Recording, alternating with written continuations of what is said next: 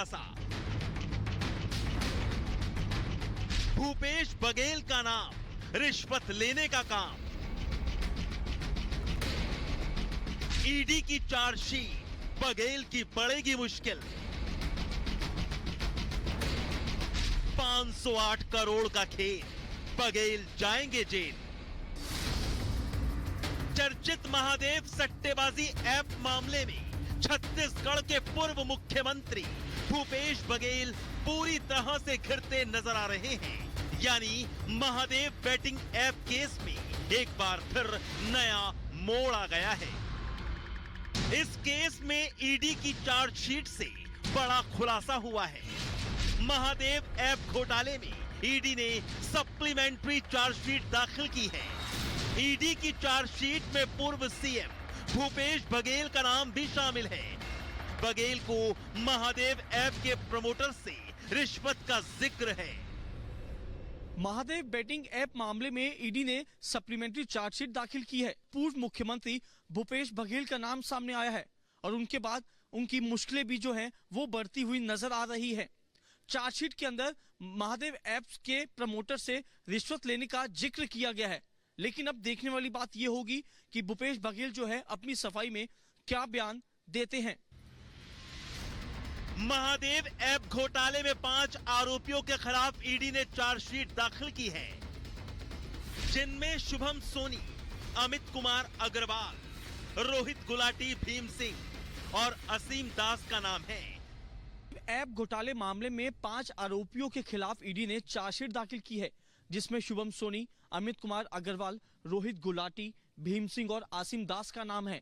आसिम दास वो शख्स है जो कि महादेव ऐप का प्रमोटर था और भारत के अंदर कुरियर का काम करता था।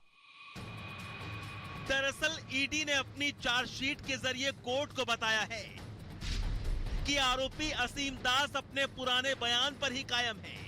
गिरफ्तार आरोपी असीम दास महादेव बेटिंग ऐप के प्रमोटर के लिए भारत में कुरियर का काम करता था। असीम दास के ठिकानों से रेड कर करीब 5 करोड़ 39 लाख रुपया बरामद किए गए थे। इसके बाद असीम की गिरफ्तारी हुई थी। ईडी ने अपनी चार्जशीट में बताया है कि आरोपी असीम दास ने भूपेश बघेल का नाम लिया है। असीम दास ने बताया कि पैसे भूपेश बघेल के लिए भेजे गए थे। सूत्रों के मुताबिक अब माना जा रहा है कि ईडी बहुत ही जल्द इस मामले में भूपेश बघेल को सम्मन भेज सकती है।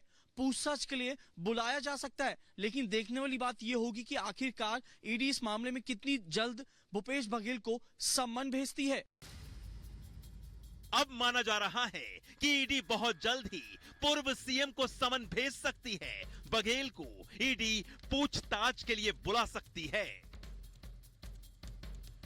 आपको बता दें कि असीम दास को नवंबर 2023 में छत्तीसगढ़ में विधानसभा चुनाव से ठीक पहले रायपुर के एक होटल से गिरफ्तार किया गया था।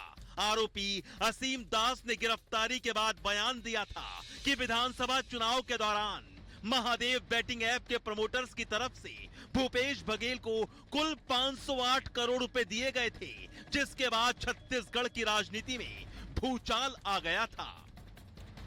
अब इस मामले में सियासत शुरू हो गई है। घोटाले में घिरते पूर्व सीएम भूपेश बघेल ने केस को राजनीति से प्रेरित बताया है। सोशल मीडिया पर पोस्ट कर पूर्व सीएम भूपेश बघेल ने लिखा कि ईडी ने अपनी सप्लीमेंट्री चार्जशीट में जिस तरह से मेरा नाम लिखा है वो पूरी तरह से राजनीतिक षड्यंत्र का हिस्सा है। ईडी अपने राजनीतिक आकाओं के इशारे पर कूट रचना कर लोगों को गिरफ्तार कर रही है और उनसे दबाव पूर्वक मेरे और मेरे सहयोगियों के खिलाफ बयान दिलवा रही है। इन बयानों में जो पैसों के लेन देन के आरोप लगाए गए हैं उनका कोई आधार नहीं है। ये किस दबाव में हो रहा है उसे सब जानते हैं। छत्तीसगढ़ सरकार की इस जांच के आधार पर ही ईडी धन शोधन का मामला बनाकर जांच कर रही है। लेकिन दुर्भाग्य है कि ईडी ने जांच को अपराध के बजाय राजनीतिक दबाव व बदनामी का हथियार बना लिया है। महादेव ऐप के पूरे मामले को जिस तरह से राजनीतिक रंग दिया गया है उससे साफ है कि इसका उद्देश्य अब असली अपराधियों को बचाने और राजनीतिक दुष्प्रचार का बीजेपी को फायदा पहुंचाने का ही रह गया है। हर व्यक्ति देश में लगभग अब ईडी की कार्रवाई को इसी नजर से देख रहा है कि औजार एक हथियार सा बन गया है भारतीय जनता पार्टी के लिए, विपक्ष के लोगों को दबाव में लाना और किसी तरह से कांग्रेस की छवि पे दाग डालना और चुनाव में उसका लाभ लेना।